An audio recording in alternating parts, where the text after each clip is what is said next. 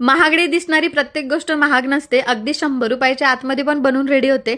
आता हे पनीरचं स्टार्टर जर तुम्ही 5 स्टारमध्ये गेलात महागड्या रेस्टॉरंटमध्ये तर 700 ते 800 पर्यंत तुम्हाला एक प्लेट तेवढंच येईल. पण घरी जर बनवलं तर 100 रुपयाच्या आतमध्ये 2 लोक तर आरामशीर पोट भरेल एवढं खाऊ शकतात.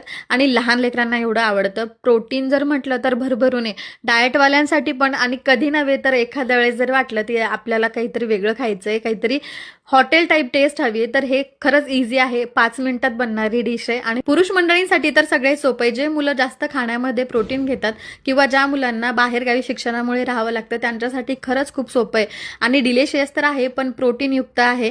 घरात काही पार्टी फंक्शन असलं किंवा एखाद्या वेळेस रेस्टॉरंटमध्ये खाण्यासारखं काहीसं वाटलं तर त्याच्यासाठी पण बेस्ट आहे.